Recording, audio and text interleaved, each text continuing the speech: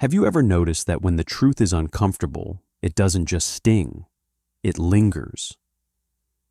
Aristotle embraced that kind of truth, the kind that disregards your feelings and confronts you directly, challenging your perspective.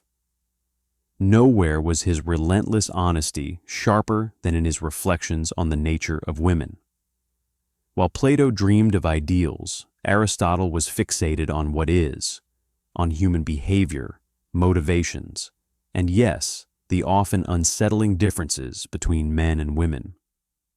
But let's clarify something from the start. Aristotle didn't hate women. He simply avoided flattering them. He stripped away myths, romantic notions, and illusions to ask questions few dared to approach with sincerity. What drives female behavior beneath charm, affection, and morality? Understanding how Aristotle wrestled with such questions requires a glimpse into the framework through which he viewed the world. His philosophy wasn't emotional, it was observational. To Aristotle, everything had a purpose, a telos. A knife exists to cut. A seed's purpose is to grow into a tree. Every entity, living or otherwise, played a role in a natural hierarchy. In his view, men and women weren't equals in purpose, but complementary in essence, one leading, the other following. Even now, this notion feels like an affront to modern sensibilities. Yet, the discomfort lies not just in his ideas, but in how many of them subtly persist. Aristotle described women as mutilated males. On the surface, this sounds cruel and nonsensical, but in his philosophy, it was a statement of potential rather than morality or worth. He saw men as embodying the active principle, form shaping matter, while women represented a passive principle, the matter shaped by form. To modern ears, this might sound biologically outdated, but this framework deeply influenced how he perceived relationships between men and women. For Aristotle, men were the architects of laws, families, and civilizations. Women ensured continuity, but were not necessarily seen as the creators of these systems. It wasn't a statement about social preference, but about biology-based roles as he understood them, hierarchy over equality. Yet Aristotle also acknowledged women's power and feared it. While men achieved through reason, Aristotle believed women wielded influence through emotional persuasion, using affection, guilt, or desire to guide or manipulate. He warned that men who failed to govern their emotions would eventually be ruled by women, not by force, but through the quiet dominion of charm. Sound familiar? How often are people, particularly men, led not by outright defiance, but by emotional compliance? Aristotle might claim this dynamic reflects the natural balance of power, reason opposing feeling. Though he saw women as more naturally cunning in private concerns and more compliant in public life, this wasn't an insult in his view. It was an observation. He recognized women as masters of the unspoken realm, relationships, alliances, and subtleties of influence. Men might build systems outwardly, but women exerted power behind the scenes, the kind that doesn't wear a crown, yet determines who gets to wear one. Even today, stripped of social evolution, much of this insight resonates. How often do we witness disciplined men quietly steered by women who subtly guide their actions without confrontation? For Aristotle, this wasn't coincidental, but natural, each gender harnessing tools rooted in instinct and purpose. However, it's critical to understand this. Aristotle's conclusions were not moral dictates. He wasn't prescribing how women should behave or condemning their actions. Instead, he sought to explain what he observed, often brutally, but always with the lens of what he believed was natural law. Aristotle approached marriage not as a romantic union of souls, but as a functional contract, a delineation of roles. A man, in his eyes, provided rational leadership, while a woman offered continuity and nurturing. Both depended on each other, though their dependencies took different forms. Yet, it's his unfiltered honesty that strikes a nerve. Aristotle believed unchecked love had the power to disrupt order, threatening the hierarchy he deemed essential. To him, a man ruled by passion was no longer truly a man, as passion belonged to the emotional realm, a domain he associated with feminine nature. In surrendering to passion, Aristotle thought men were not expressing masculinity, but relinquishing it. This perspective aligns with his warning against emotional governance, a sentiment shared later by Machiavelli. Love, while enhancing life, could undermine power if left uncontrolled. That concept carries a disquieting resonance even today. Modern culture often romanticizes equality in love, shared control, mutual vulnerability, but Aristotle would dismiss this as impractical idealism.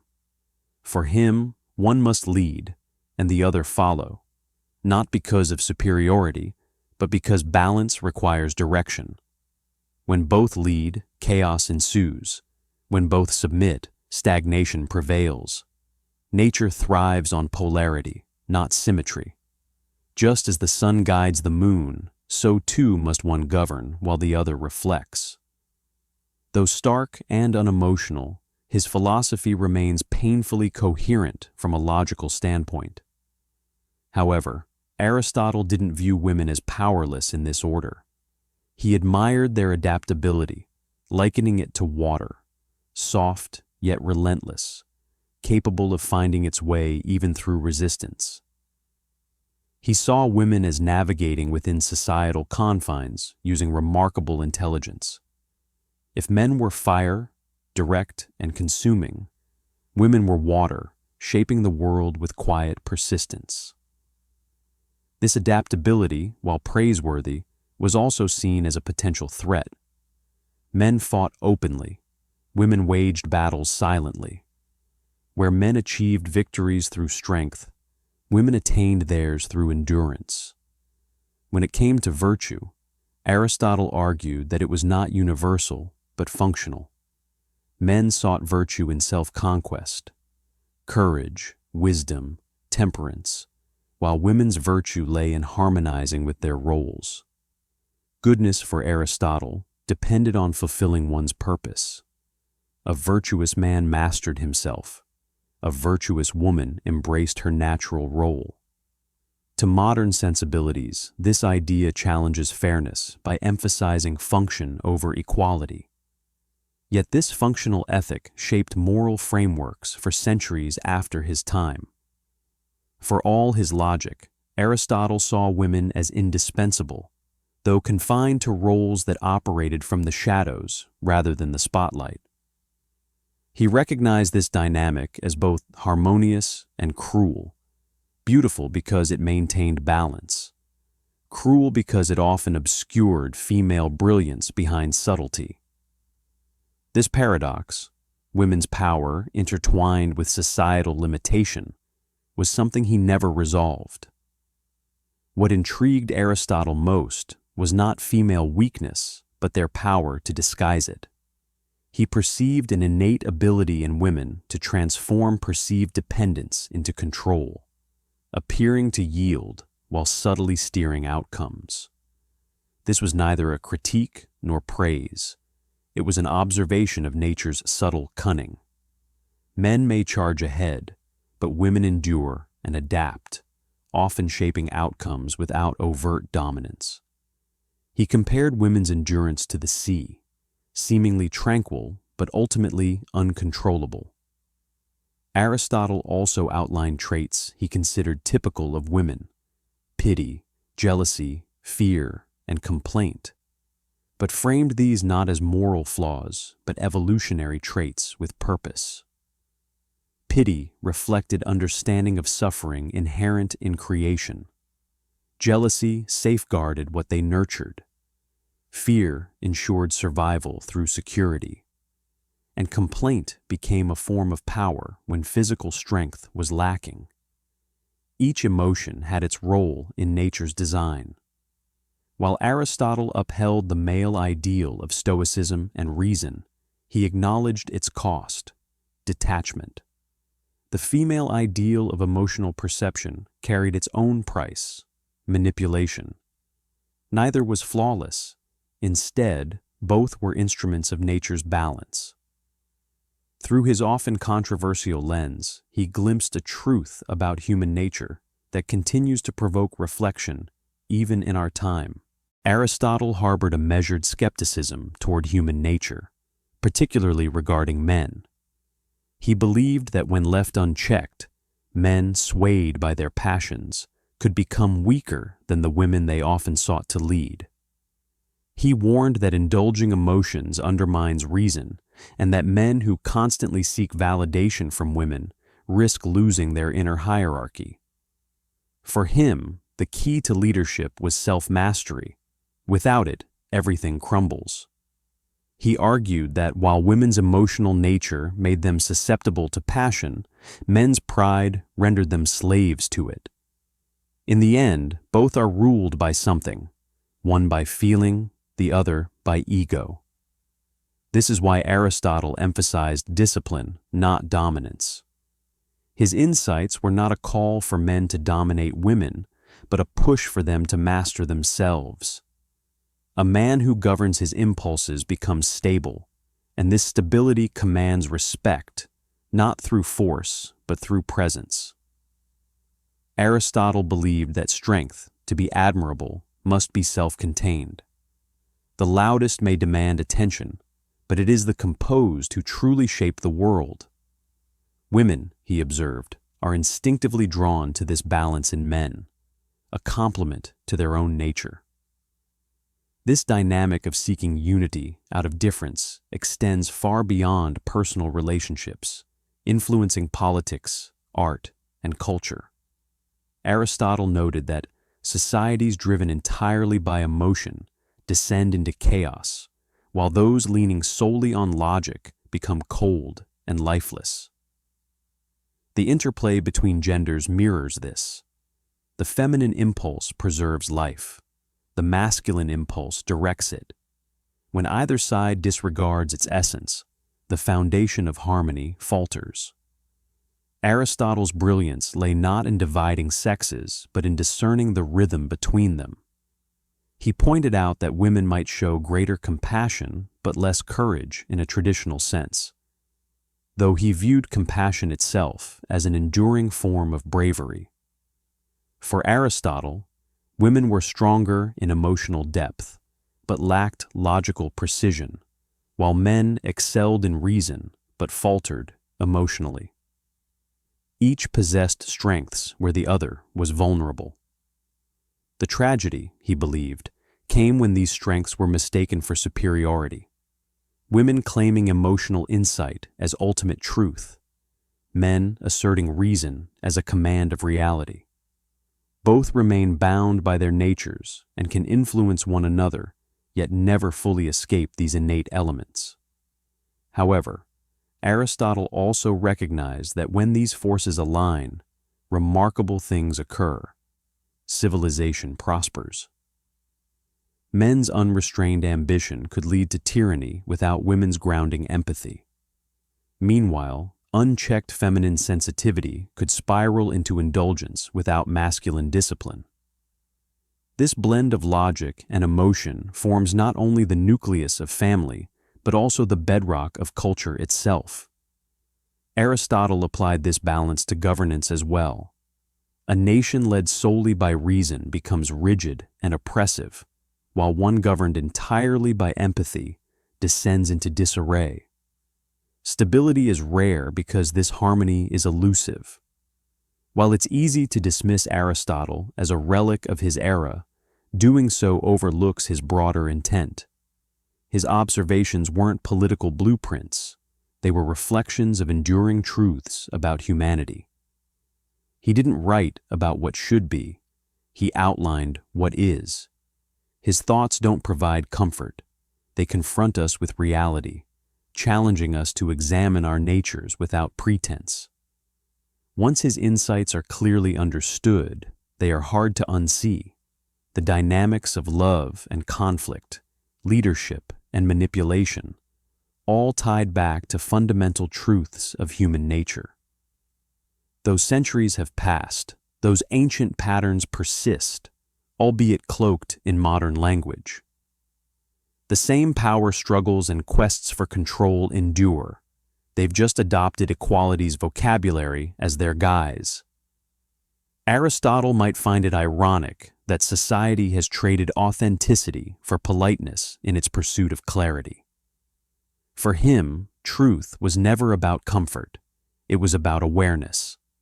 To achieve mastery, understanding our intrinsic differences, not denying them, is crucial. Harmony between genders isn't about erasing distinctions, but embracing them to foster balance. He likened this tension to the bow of an archer. It is the very pull between opposing forces that generates strength and purpose. Without that tension, there is no direction, only stillness and decline. The man leads not as a despot, but as a steward guided by reason. The woman exerts influence not by mandates, but through the power of persuasion. Both hold authority, yet they wield it in distinct forms.